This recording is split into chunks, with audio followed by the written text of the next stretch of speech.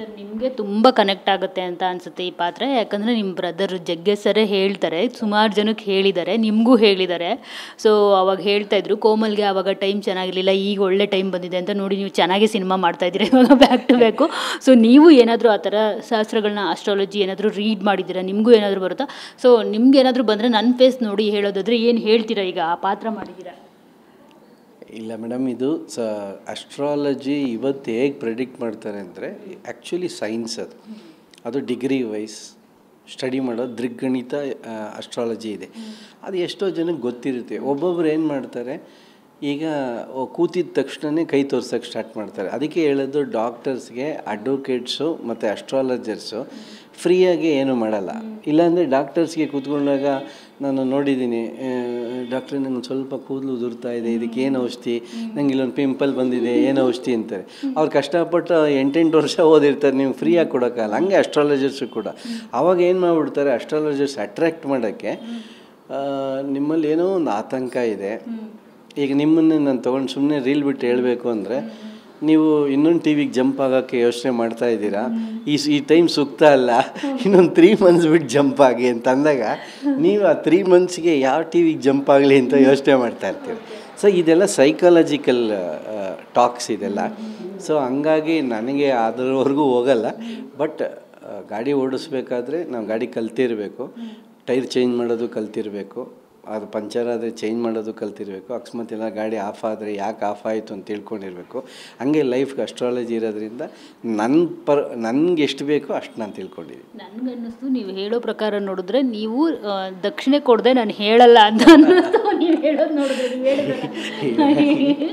ಇಲ್ಲ, ನಾನು ಆ ಥರ ಅಸ್ಟ್ರಾಲಜರ್ ಅಲ್ಲ. ಬಟ್ ಇರ್ತಾರೆ ಆ ಥರದ್ದು ದಕ್ಷಿಣೆ ಕೊಡದೇ ಇದ್ದರೆ ಯಾರೂ ಹೇಳೋದೇ ಇಲ್ಲ.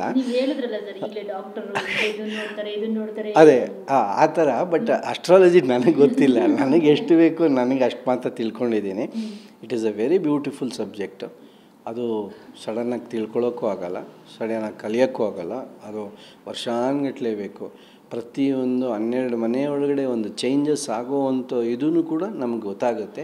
ಅದು ನಮ್ಮ ದೇಹದ ಮೇಲೆ ಪರಿಣಾಮನೂ ಆಗುತ್ತೆ. ಪ್ರತಿಯೊಂದು ಈಗ ಒಬ್ಬರು ಇರ್ತಾರೆ, ದೊಡ್ಡ ಸ್ಟಾರಾಗಿ ಬೆಳೆದ್ಬಿಟ್ಟಿರ್ತಾರೆ, ಸಡನ್ನಾಗಿ ಫುಲ್ ಶೆಡ್ ಆಗಿಬಿಟ್ಟಿರ್ತಾರೆ. ಹಂಗಂದಾಗ ಅವ್ರಿಗೆ ಯಾವುದೋ ಒಂದು ಬದಲಾವಣೆ ಇರುತ್ತೆ. ಒಬ್ಬರು ಏನೂ ಇರೋದೇ ಇಲ್ಲ, ದಿಢೀರಂತ ಎಲ್ಲೋ ಹೊರಟೋಗಿರ್ತಾರೆ, ಅವ್ರಿಗೊಂದು ದೊಡ್ಡ ಬದಲಾವಣೆ ಆಗಿರುತ್ತೆ. ಸೊ ಆ ಬದಲಾವಣೆನ ನಮ್ಮ ಮೇಲೆ ಪ್ರಯೋಗ ಮಾಡ್ಕೋಬಾರ್ದು. ಅದು ಅವರ ಹೌಸ್ ಪ್ಲೇಸ್ಮೆಂಟ್ ಹೆಂಗಿರುತ್ತೆ ಅದ್ರ ಪಕ್ಕ ಆಗಿರುತ್ತೆ ಅಷ್ಟೇ. ಸರ್ ಈ ಸಿನಿಮಾದಲ್ಲಿ 2 ಶೇಡ್ಗಳಲ್ಲಿ ಕಾಣಿಸ್ಕೊಂಡಿದ್ದೀರಾ ಅಂತ ಅನಿಸುತ್ತೆ. ಆ ಮಂತ್ರವಾದಿ ನೀವೇ ಭಯ ಪಡ್ಕೊಂಡು ನೀವೇ ಎಲ್ಲರೂ ಭಯಪಡಿಸ್ತೀರಾ? ಅಂದರೆ ಅದು ಇವಾಗಲೇ ಹೇಳಿದ್ರೆ ಕ್ಲೈಮ್ಯಾಕ್ಸ್ ಮಜಾ ಹೊರಟೋಗ್ಬಿಡುತ್ತೆ. ಅದು ಯಾಕೆ ಬರುತ್ತೆ ಆ ಪಾತ್ರ ಅನ್ನೋದನ್ನು ನಾವು ಕ್ಲೈಮ್ಯಾಕ್ಸಲ್ಲಿ ಲೀಡ್ ಮಾಡಿದ್ದೀವಿ. ಅದು ಒಂದು ಇಂಟ್ರೆಸ್ಟಿಂಗ್ ಕ್ಯಾರೆಕ್ಟರ್ ಕೂಡ.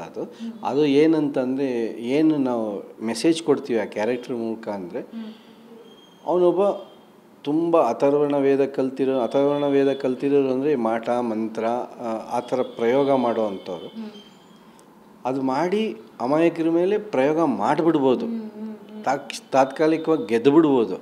ಬಟ್ ಆ ಕರ್ಮ ಬಿಡಲ್ಲ, ವಾಪಸ್ ನೀನು ಹುಡ್ಕೊಂಬರುತ್ತೆ ಅನ್ನೋದು ಒಂದು ವೆರಿ ಸಿಂಪಲ್ ಲೈನಲ್ಲಿ ಡೈರೆಕ್ಟ್ರು ಬ್ಯೂಟಿಫುಲ್ಲಾಗಿ ಹೇಳಿದ್ದಾರೆ. ಅದನ್ನು Newton's 3rd law, every action will have equal and opposite reaction. ನೀವು ಯಾರಿಗೋ ಒಬ್ರಿಗೆ ಒಳ್ಳೇದು ಮಾಡಿರ್ತೀರ. ಈಗ ನೀವು ಯಾರಿಗೋ ಒಬ್ರಿಗೆ ಅಡ್ರೆಸ್ ಹೇಳ್ಬೇಕಾದ್ರೆ ಅವ್ರಿಗೆ ಗೊತ್ತಿರಲ್ಲ, ಕತ್ಲೆಯಲ್ಲಿ ಎಲ್ಲೋ ಒದ್ದಾಡ್ತಿರ್ತಾರೆ, ಇಲ್ಲಿ ಹೋಗಿ ಲೆಫ್ಟ್ ಹೋಗಿ ಅಂತ ಹೇಳಿರ್ತೀರ. ನೀವು ಅಂಥ ಒಂದು ಸ್ಥಿತಿಲಿ ಬಂದಾಗ ನಿಮ್ಮ ಥರದವ್ರು ಇನ್ನೊಬ್ರು ಬಂದಿರ್ತಾರೆ, ಒಂದು ಸ್ವಲ್ಪ ಮುಂದೆ ಹೋದರೆ ಅಲ್ಲೇ ನಿಮ್ಗೆ ಶೆಲ್ಟರ್ ಸಿಗುತ್ತೆ ನೋಡಿ ಅಂತ. So this is what. ನೀವು ಇಲ್ಲಿ ಯಾರಿಗೋ ಕಾಲು ಕೊಟ್ಟು ಬೀಳ್ಸಿರ್ತೀರ, ಯಾರಿಗೋ ಅವಮಾನ ಮಾಡಿರ್ತೀರ, ಆ ಅವಮಾನ ಕಾಲು ಕೊಟ್ಟು ಬೀಳ್ಸೋದು ನಿಮಗೆ ಕಾದೇ ಇರುತ್ತೆ. ಸೊ ಈ ಒಂದು ಸಿಂಪಲ್ ಲೈನ್ನ ಈ ಪಿಕ್ಚರಲ್ಲಿ ಹೇಳಿದ್ದೀವಿ. ಜೊತೆಗೆ ನೀವು ನೋಡಿದ್ರೆ ಕಾಲಭೈರವನ ಆರಾಧಕರು, ಇಲ್ಲಿ ನೋಡಿದ್ರೆ ಮಾಟ ಮಂತ್ರ ಎಲ್ಲ ಮಾಡ್ತೀನಿ ಅಂತ ಅಂತಿದ್ದೀರಾ. So dead opposite role. So ಯಾವ ಥರ ಲೈಕ್ ನೀವು ಅದಕ್ಕೆ ಸಿದ್ಧತೆ ಮಾಡಿಕೊಂಡ್ರಿ ಅಂತ ಹೇಳ್ಬಿಟ್ಟು? ಇವಾಗ ಹೇಳೋದು ಉತ್ಪ್ರೇಕ್ಷೆ ಆಗುತ್ತೆ. ಸ್ಟಾರ್ಟ್ ಕ್ಯಾಮರಾ ಆ್ಯಕ್ಷನ್ ಅಂದಾಗ ನನಗೆ ಗೊತ್ತಿಲ್ದಂಗೆ ಒಂದಷ್ಟು ಮುದ್ರೆಗಳಾಗ್ತೆ.